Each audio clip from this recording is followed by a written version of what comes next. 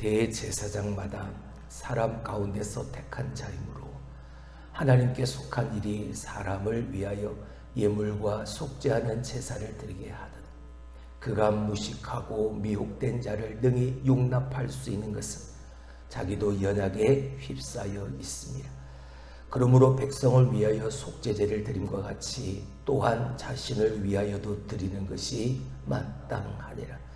이 존귀는 아무도 스스로 취하지 못하고 오직 아론과 같이 하나님의 부르심을 받은 자라야 할 것이니라. 또한 이와 같이 그리스도께서 대제사장 되심도 스스로 영광을 취하심이 아니요 오직 말씀하신 이가 그에게 이르시되 너는 내 아들이니 내가 오늘 너를 낳았다 하셨고 또한 이와 같이 다른 데서 말씀하시되 네가 영원히 멜기세덱의 반차를 따르는 제사장이라 하셨으니 그는 육체에 계실 때에 자기를 죽음에서 능히 구원하실 이에게 심한 통곡과 눈물로 간구의 소원을 올렸고 그의 경건하심으로 말미암아 들으심을 얻었느니라. 그가 아들이시면서도 받으신 고난으로 순종함을 배워서 온전하게 되셨은즉 자기에게 순종하는 모든 자에게 영원한 구원의 근원이 되시고 하나님께 멜기세덱의 반차를 따른 대제사장이라 칭하심을 받으셨느니라. 아멘. 뿌리가 깊은 나무는 거센 바람에도 흔들리지 않습니다. 반면 뿌리를 깊이 내리지 못한 나무는 작은 바람에도 요동을 칠 수밖에 없죠. 신앙도 마찬가지라 생각합니다. 넘어지고 안 넘어지고는 거기에 달려있는 거죠. 뿌리에 달려있는 거. 오늘 이 히브리 그리스도인들, 이 유대인 그리스도인들은 그 신앙의 뿌리가 흔들리고 있었다는 거예요. 예수 그리스도를 믿는 믿음으로 구원은 받았지만 여전히 그 고난과 핍박과 그 힘듦을 견뎌내거나 이겨내지 못한 채 옛날 옛 생활 옛 전통으로 회귀하려는 돌아가려는 그들의 신앙은 흔들리고 있었던 겁니다. 뿌리채. 믿음이 중요합니다. 그리고 그 믿음의 뿌리가 어디에 얼마만큼 내려 있는지 그 또한 중요한 것이죠. 변함없는 하나님의 영원한 말씀에 깊은 뿌리를 내리는 믿음이어야 작고 크건 어떠한 어려움과 힘듦과 고난도 이겨낼 수 있는 것이죠. 하나님이 서 있으라 하신 그 자리를 그 믿음으로 지켜갈 수 있는, 새벽을 깨워 기도하는 여러분의 믿음은 바로 그런 믿음이라 확신합니다. 오늘도 변함없는 믿음으로 흔들림 없이 하나님 우리에게 말씀하심을 따라 예수 그리스도처럼 그렇게 순종하여 온전함을 드러내고 자랑할 수 있는 믿음의 주인공이 될 수 있길 주님의 이름으로 축원합니다. 믿음의 견고한 뿌리가 내리지 못하면 아무리 신앙생활을 오래 해도 젖먹는 어린아이일 수밖에 없는, 하지만 예수 믿은 지 얼마 되어지지 아니한다 할지라도 예수 믿는 그 믿음이 깊이 하나님의 말씀에 뿌리를 내리기 시작하면 그는 성장하고 성숙한 믿음의 주인공이 될 수 있는. 자, 오늘 본문의 말씀을 봅니다. 히브리 기자는 우리에게 오신 예수 그리스도, 그분은 천사보다 탁월하시고 모세보다 위대하고 그리고 누구보다 대제사장의 직분으로 대제사장의 그 탁월함을 가지고 계신 분이심을 말하고 있습니다. 우리에게 대제사장으로 오신 예수 그리스도를 소개하기 위해서 오늘 본문의 히브리서 기자는 두 예를 들죠. 구약의 예를 듭니다. 아론과 멜기세덱 두 사람의 예를 들죠. 이 두 사람을 통해서 대제사장의 직임 그리고 그 특성, 또한 우리를 위해서 그리스도께서 대제사장으로 오셨다라는 이것이 어떠한 의미인지를 우리에게 가르쳐 주고 있습니다. 자, 그렇다면 예수님께서 이 땅에 대제사장으로 오셨다라는 것은 어떤 의미를 가지고 있는가? 자, 먼저 우리 1절의 말씀을 봅니다. 대제사장마다 사람 가운데서 택한 자이므로 하나님께 속한 일에 사람을 위하여 예물과 속죄하는 제사를 드리게 하나니. 자, 이게 인간 제사장 아론으로 말미암은 하나님이 말씀하신 대로 그 율법을 통해서 레위 자손들을 통해서 특별히 구별하여 세운 하나님의 그 인간의 제사장, 그 제사장들의 직무를 이렇게 기록해 놓고 있습니다. 사람 가운데서 택한 자이므로 하나님께 속한 일에 사람을 위하여 예물과 속죄하는 제사를 드리는 것. 몇 차례 여러분의 히브리서를 상고하면서 대제사장 그의 위치를 말씀을 드렸죠. 제사장은 하나님과 인간 사이에 다리 역할을 하는 중보의 역할을 했던 직임자라고. 그래서 틀어져 버린 사람과 하나님과의 관계를 죄를 짓고 하나님 앞에 담대히 서지 못한 그 인간을 대신해서 제사장이 짐승을 잡고 흠없고 거룩한 짐승의 피를 가지고 하나님 앞에 제사를 드려서 그 관계를 회복시킨 중보자의 역할을 감당했던 직무가 바로 제사장. 근데 그 제사장이 레위 자손의 사람, 특별히 구별되어진 아론의 자손들을 통해서 그 사람을 택해서 하나님께 속한 이 일을 속죄의 제사를 드리고 화목의 제사를 드리는 그 일을 맡은 겁니다. 사람 가운데서 택한 자라는. 자, 그러니까 2절 그가 무식하고 미혹된 자, 여기서 무식하고 미혹된 자라는 것은 말 그냥 그대로 무식하다, 미혹된 자다라는 것을 말하는 게 아니라 어린 아이처럼 미성숙한 신앙을 가지고 무식하게 어리석게도 그리고 미혹된 것처럼, 아니 미혹되어서 하나님의 말씀대로 살아가지 못하는 죄를 짓고 사는 그들을 이렇게 명명한 겁니다. 그들을 능히 용납할 수 있는 것은 자기도 뭐에 연약에 휩싸여 있습니다. 왜? 인간이니까요. 그러면서 3절의 말씀을 보게 되어지면 백성을 위해서 하나님 앞에 나아가 대신 제사를 드리는 제사장이었지만 또한 이러한 연약한 인간에게 제사장도 짓게 되어지는 자기의 죄를 가지고 하나님 앞에 나아가 속죄의 제사를 드릴 수밖에 없는 그런 존재가 인간 제사장. 물론 하나님께서 그들을 불러서 특별히 세우신 그 거룩한 자들을 통해 하나님은 속죄의 제사, 하나님을 향한 제사를 드리게 하셨지만 연약한 인간이다 보니까 그도 그의 죄를 가지고 하나님 앞에 나아갈 수밖에 없는 존재, 인간 제사장. 아론의 계열, 아론의 반차, 아론의 반차를 따라 난 그 인간 제사장은 이러한 한계를 가지고 있을 수밖에 없다라는 것을 말하고, 여러분 반차라는 뜻은 서열의 의미도 가지고 있고 계통, 계열이라는 뜻을 가지고 있습니다. 그러니까 아론의 자손, 그 혈통, 그 계통을 따라서 난 인간의 제사장은 이러한 한계를 가질 수밖에 없다는 거예요. 하지만 자, 4절 이하의 말씀을 봅니다.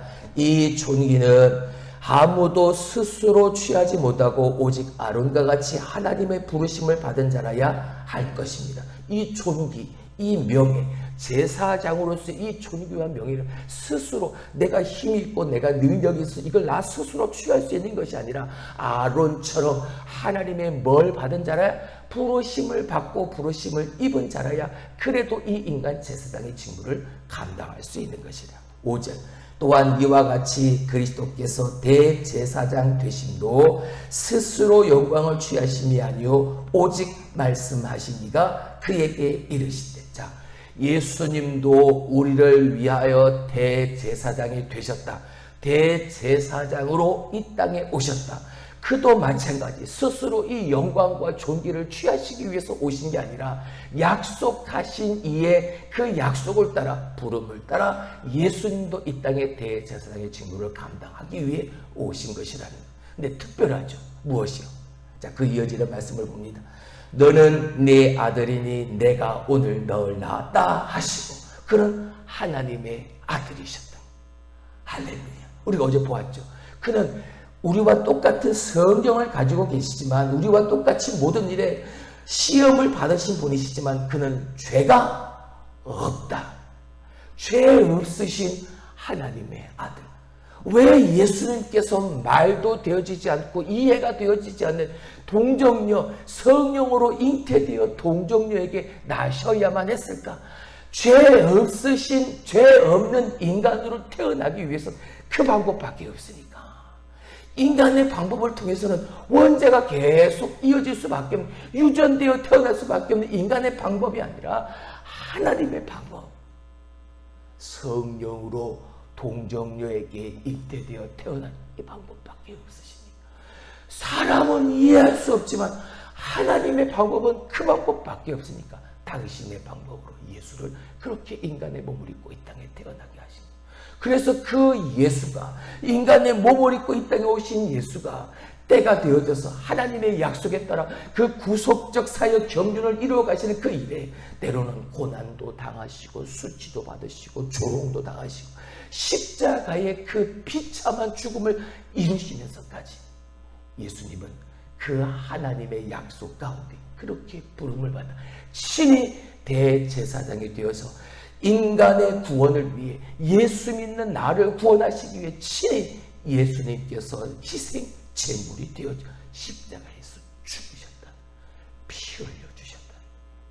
우리는 그 은혜로 말미암아 매번 하나님 앞에 나올 때 내가 지은 그 죄 때문에 짐승을 잡아 피를 드리고 고기를 그렇게 제사하는 게 아니라 그 예수 그리스도의 단 한 번 피 흘림으로 말미암아 이제 우리는 그런 방법으로 하나님 앞에 나아가는 게 아니라 은혜의 보좌 앞에 당당하게 나갈 수 있는, 담대하게 나갈 수 있는 그 은혜를 입은 자들이라. 할렐루야. 여러분, 이 은혜를 무엇과 바꿀 수 있습니까? 우리가 이 은혜만 계속해서 기억하고 생각하는 삶을 산다면 여러분 어떠한 거센 풍랑에도 맞서 승리할 수 있는, 견뎌내고 이겨낼 수 있는 믿음의 주인공이 되어질 줄로 믿습니다. 할렐루야. 왜 두려워합니까? 그 예수를 잊어버리니까 두려워한 거죠. 왜 무서워합니까? 그 예수가 계시지 않는 것 같으니까, 예수님이 없는 것 같으니까 그걸 두려워하는. 예수님과 함께 분명히 배를 타고 가고 있었어요. 예수님이 분명히 나와 함께 하시는데 저기서 일어나는 그 풍랑, 그 큰 파도를 보고 제자들이 다 두려워 떠는 겁니다. 예수님이 나와 함께 하심에도 잊어버리는 거죠. 무서운 거죠. 무엇 때문에? 예수님보다 더 크게 보이던 저 파도가, 풍랑이 더 두려운 거죠. 그래서 두려워 떠는 겁니다. 예수님이 뭐라고 말씀하십니까? 그 제자들을 향해서 이 믿음이 적은 자들은 꾸짖으시고, 무엇을 꾸짖으십니까? 그들의 믿음을 꾸짖으십니다. 믿음은 항상 예수 그리스도를 생각하는 것. 할렐루야. 예수를 깊이 생각하는. 히브리 기자가 권면했잖아요. 예수를 깊이 생각하는. 그리고 지지난주에 말씀을 드렸던 것처럼 그 예수, 그 말씀을 오늘도 잊고 지켜 행하고 사모하고 그리고 매일같이 묵상하는, 그 기억하고 되뇌이고 되새기고 묵상하는 삶을 통해서 늘 기억하는 삶을 살면 이겨낼 수 있는 힘을 주시는, 견뎌낼 수 있는 능력을 우리 가운데 더해 주시는 거예요. 할렐루야. 이러한 특별한 예수, 우리에게 대제사장으로 오신 예수가 인간 제사장과는 이렇게 다르다. 그 근본부터 그는 하나님의 아들이시다. 할렐루야. 그럼에도 하나님의 영광을 위해 그분 스스로가 그 영광을 택하신 게 아니라 하나님의 구속적 사연의 경륜에 맞춰서 예수님께서 이 땅에 오시게 되어진 것이라. 자, 6절. 또한 이와 같이 다른 데서 말씀하시되 네가 영원히 멜기세덱의 반차를 따르는 제사장이라 하셨으니. 자, 이제 아론 그리고 멜기세덱, 이 두 사람을 비교하기 시작합니다. 이 멜기세덱에 대한 이야기, 자세한 이야기는 이제 7장에 가면 그 멜기세덱 이야기가 나오니까 그때 자세한 이야기를 나누고, 아론의 반차 그리고 멜기세덱의 반차, 다시 말하면 반차는 아까 뭐라고 그랬죠? 계열, 계통이라고 그랬잖아요. 아론의 계통을 따라 난 레위 자손들, 그 인간 제사장과 멜기세덱의 반차, 멜기세덱의 계통을 이어받은 영원한 우리의 대제사장 예수 그리스도를 비교하는 겁니다.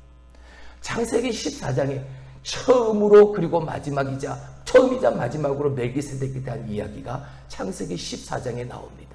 멜기세덱이 아브라함에게 은혜를 베푸니까 아브라함이 그 멜기세덱의 은혜에 너무나 감사해서 뭘 드립니까?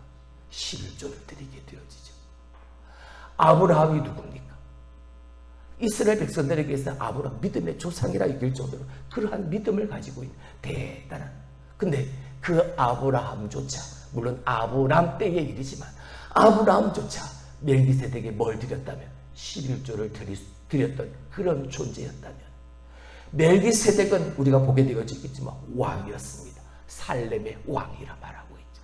왕이면서도 영원한 대제사장의 표징, 예표가 되어진 그의 모습을 통해서 예수 그리스도가 그 멜기세덱의 반차를 따라 그 계율을 따라 영원한 대제사장이 되어지셨다고 다윗은 시편 110편 4절에 그 예수를, 메시아를 예언하는 시편 110편에서 그 예수를, 그 메시아를 멜기세덱의 반차를 따른 영원한 대제사장이라 노래했던, 자세한 것은 우리 7장에 다시 한번 가서 우리가 그때 살펴보기로 하고, 인간 제사장 아론의 계통을 따라 난 인간 제사장, 멜기세덱의 반차를 따른 영원한 대제사장, 누가? 예수 그리스도가 인간의 계통, 아론의 계통을 따른 것이 아니라 하나님의 계통을 이어받은 저 멜기세덱의 계열을 따른 그 반차 속에 예수 그리스도가 우리의 대제사장 되시니 영원한 대제사장, 그런 하나님의 아들로 그 인간의 몸을 입고 이 땅에 오신 그 역사 자체, 그 시작부터 하나님의 약속을 이루시기 위한 영원한 대제사장의 직무를 감당하신 것이라. 자, 그러면서 7절을 봅니다. 그는 육체에 계실 때에 자기를 죽음에서 능히 구원하실 이에게 심한 통곡과 눈물로 간구와 소원을 올렸고 그의 경건하심으로 말미암아 들으심을 얻었느니라. 하나님의 아들이심에도 불구하고 이러한 어려움과 힘든 속에서 주님도, 예수님도 그 모든 일을 죽음에서 능히 구원하실 이에게 통곡과 눈물로 간구와 소원을 올려서 그의 경건함으로 말미암아 들으신 응답을 받은 예수 그리스도. 할렐루야. 그분이 누구? 우리의 영원한 대제사장 예수 그리스도. 그가 아들이시면서도 받으신 고난으로 이 순종함을 배워서 어떻게 하게 되어졌다? 온전하게 되어졌다. 할렐루야. 우리는 완전할 수 없죠. 하지만 예수님은 영원한 대제사장으로 이 땅에 오셨지만 그 인간으로 몸을 입고 오신 그 모든 과정 속에서 숱한 고난을 당하시고 어려움을 당하신 그 속에서 슬픔으로 눈물로 간구와 소원을 하나님 앞에 아뢰셨던 분이고, 하나님은 그의 기도를 들으시고 응답하심으로 말미암아 그 고난 당함 속에서 이 예수님께서 말씀에 하나님의 구속적 사역에 죽음으로 순종하는 그 삶을 통해 온전케 되심으로 예수 그리스도의 그 완전한 구원을 이루심으로 말미암아 자기에게 순종하는 모든 자에게 무엇이 되셨다? 구원의 근원이 되셨다. 영원한 구원의 근원이 되셨다. 할렐루야. 이 예수를 깊이 생각하라.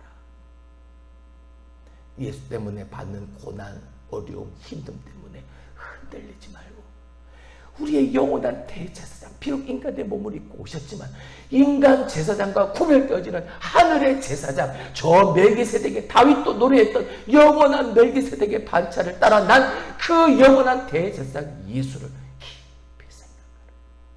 하나님께 멜기세덱의 반차를 따른 대제사장이라 칭하심을 받았느니라. 그 예수를 기억하라. 우리를 위해 예수님께서 제사장으로 대제사장으로 오셨다는 첫 번째 의미는 오늘의 속죄를 위해서 오신 겁니다. 누구의? 나의 속죄를 위해서 말이죠. 지금까지 내가 예수 믿지 않고 내 마음, 내 생각대로 살았던 나의 오늘을 위해서, 예수 믿고 난 이후에도 여전히 죄 가운데 불순종과 불신앙으로 하나님 앞에 주신 나의 좌범죄, 그걸 하나님 앞에 속죄하기 위해, 그 속죄를 위해, 오늘의 속죄를 위해 예수님께서 우리의 대제사장이 되어주셨다. 두 번째는 영원한 구원을 위해 우리의 영원한 대제사장이 되어주셨다는 거예요. 할렐루야.